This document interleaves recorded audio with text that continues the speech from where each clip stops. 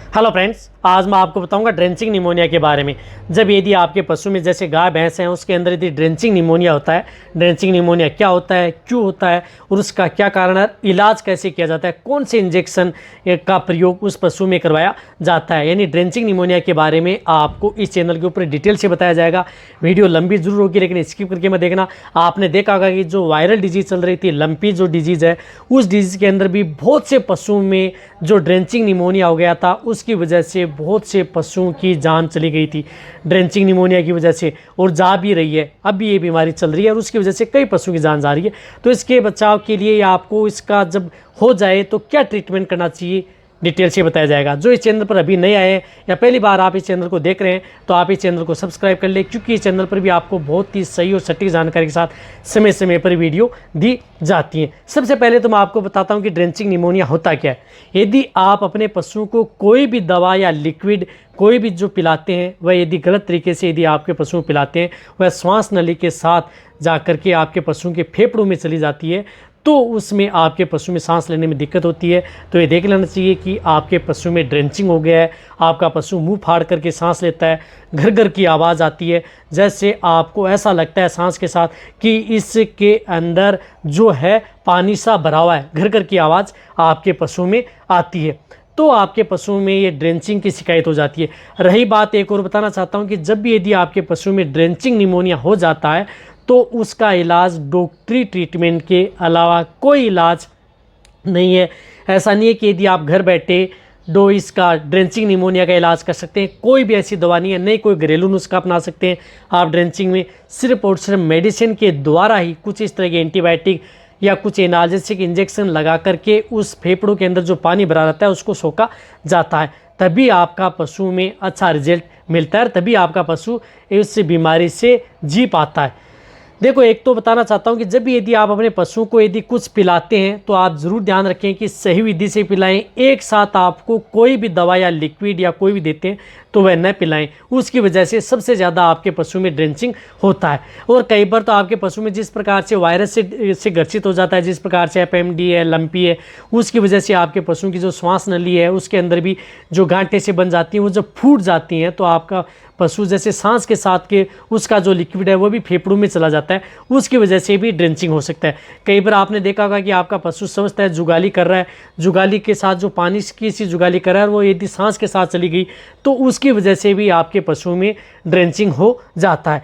Drenching इस बात पर निर्भर करता है कि आपके पशुओं के फेफड़े के अंदर कितना पानी गया है उस पर। यदि आपके पशु फेफड़े के अंदर ज़्यादा पानी चला गया तो उस कई स्थिति में देखा होगा कि आपके पशु की डेथ तुरंत हो जाती है। जैसे कोई दवा पिलाते हैं उसके बाद में तुरंत डेथ हो जाती है या 1 से 2 घंटे बाद में डेथ हो जाती है, उसमें आपका पशु धांसता है, खांसता है, बाद में डेथ हो जाती है। यदि नॉर्मल गया है तो उसमें समय लेता है, लेकिन उस पशु के मुंह से झाग लार आती रहती हैं, बहुत ही ज़्यादा मुंह से डिस्चार्ज फेंकता रहता है, नाक से फेंकता रहता है, सांस लेने में दिक्कत है। कई बार पशु का नॉर्मल टेम्परेचर रहता है, कई बार पशु का तापमान भी बढ़ जाता है, दोनों कंडीशन होती हैं, तापमान बढ़ भी जाता है और नॉर्मल भी रहता है। इस तरह की दिक्कत ड्रेंचिंग में देखने को मिलती है। तो ड्रेंचिंग के बचाव के लिए सर्वप्रथम आपको कौन सी इस तरह के इंजेक्शन का प्रयोग करना चाहिए, मैं आपको बता रहा हूँ। उस एंटीबायोटिक का जो आप प्रयोग कर सकते हैं, जिस प्रकार से अक्सनल इंजेक्शन आता है जिसके अंदर साल्टो सेफ्टी फॉर सोडियम, यानी ये एंटीबायोटिक जो आती है, इस एंटीबायोटिक का प्रयोग यदि आपके पास नज़दीक पशु चिकित्सक है,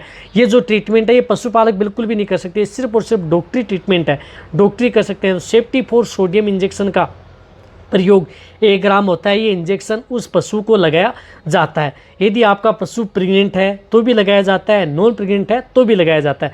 रही बात इस इंजेक्शन के बारे में पूरी जानकारी लेनी है तो वेट एंड कैटल पर डिटेल से वीडियो बनी है, इस चैनल पर भी चाहिए तो आपको शॉर्ट में वीडियो मिल जाएगी। तो सेफ्टी फॉर सोडियम जो साल्ट का इंजेक्शन आता है, इस इंजेक्शन का प्रयोग 1 ग्राम आता है, ये इंजेक्शन उस पशु को जरूर लगाना है। रही बात जो इससे अदर एंटीबायोटिक भी आती हैं, बेस्ट एंटीबायोटिक भी आती हैं ड्रेंचिंग निमोनिया में, इससे बेटर भी आती हैं, लेकिन इसके बारे में भी यदि वीडियो चाहिए तो उसके बारे में वीडियो मिल जाएगी। लेकिन शुरुआती स्टेज में इस एंटीबायोटिक का प्रयोग किया जाता है और अच्छा ही रिजल्ट मिलता है। ये इंजेक्शन पशु को लगातार 1 ग्राम पर डे के हिसाब से लगातार 3 दिन उस पशु को ये एंटीबायोटिक दी जाती है। ऐसा नहीं है कि एक दिन यदि आप ट्रीटमेंट करवा लेंगे तो एक दिन से आपका पशु ठीक हो जाएगा। लगातार 3 दिन तो आपको उस पशु को लगाना ही लगाना है। साथ साथ उस पशु को CPM के तौर पर क्लोरफेनेरमाइन मेलेट आती है, जिस प्रकार से कैडिस्टिन है या अदर कंपनी की आती हैं CPM, तो ये इंजेक्शन भी 10 ml इंट्रामस्कुलर आप अपने पशु चिकित्सक से ज़रूर लगवा लें। ये इंजेक्शन भी उस पशु को लगाया जाता है। रही बात जो ऑक्सनल इंजेक्शन या सेफ्टी फॉर सोडियम जो 60 की एंटीबायोटिक आती है जो मैंने बताई है, उस एंटीबायोटिक को डिस्टिल वाटर आता है साथ में, उसी के साथ घोलना है और नई सिरिंज और नई निडल का ही प्रयोग करना है, क्योंकि वह एंटीबायोटिक कई यदि आप पुराने इंजेक्शन निडल लेते हैं तो उसमें दिक्कत कर जाती है, ख़राब हो जाती है। सिर्फ और सिर्फ उसके साथ जो डिस्टिल वाटर आता है उसके साथ ही घोलेंगे तो ही आपको अच्छा रिजल्ट देखने को मिलेगा। अदर जो CPM है उनके साथ नहीं घोलना है, इस बात का भी आपको जरूर ध्यान रखना है। साथ साथ आपको एनाल्जेसिक एंटीपायरेटिक के तौर पर मिलोक्सिकेम एंड पैरासीटामोल साल्ट का इंजेक्शन का प्रयोग आप कर सकते हैं, जिसकी डोज होती है बड़े पशु में 15 ml से लेकर के 20 ml इंट्रामस्कुलर ये इंजेक्शन लगाया जाता है। तो आप ये इस इंजेक्शन का प्रयोग जो मिलोनेक्स प्लस आता है ये इंजेक्शन भी उस पशु को लगाएं यदि आपके पशु में इस तरह की दिक्कत हो जाती है। और भी इंजेक्शन जिस तरह से टेम्परेचर यदि बढ़ गया है, यदि आपका पशु प्रेग्नेंट नहीं है तो उसमें नीमूस्लाइड एंड पैरासीटामोल साल्ट का भी प्रयोग कर सकते हैं। वो क्या करता है कि जल्दी टेम्परेचर आपके पशु का तोड़ता है।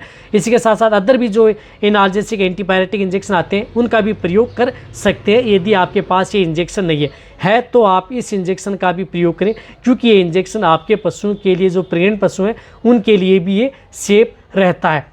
साथ साथ आपको पशु में सांस लेने में दिक्कत है, घर की है, तो उसमें आप कोर्टिकोस्टेरॉइड का बहुत ज़्यादा रोल होता है और लेना ही पड़ता है यदि अच्छा रिजल्ट लेना है। तो उसमें आप आइसोफ्लूड जो इंजेक्शन आता है, जिस तरह से आइसोफ्लूपेरिडोन साल्ट का इंजेक्शन है आइसोफ्लूड, तो ये बड़े पशुओं में 10 ml ओनली ऑन इंट्रामस्कुलर ये इंजेक्शन लगाएं यदि आपको उस पशु में अच्छा रिजल्ट लेना है। ये इंजेक्शन भी आप उस पशु को जिस तरह से 24 घंटे के अंतराल में आप रिपीट कर सकते हैं। ये इंजेक्शन भी यदि पशु में बहुत ही ज़्यादा ड्रेंचिंग की शिकायत हो गई है तो ये ट्रीटमेंट लगातार ये तीनों जो इंजेक्शन है तीनों चारों 3 दिन कंटिन्यूटी उस पशु को लगाने।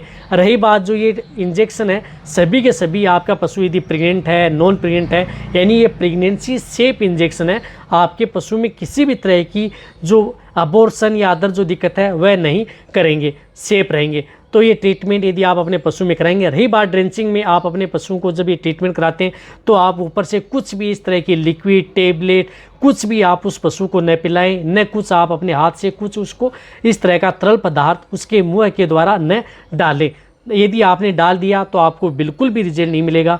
यदि आपने ये इंजेक्शन ट्रीटमेंट करवा लिया तो आपके पशु बच सकते हैं, इलाज भी हो जाएगा।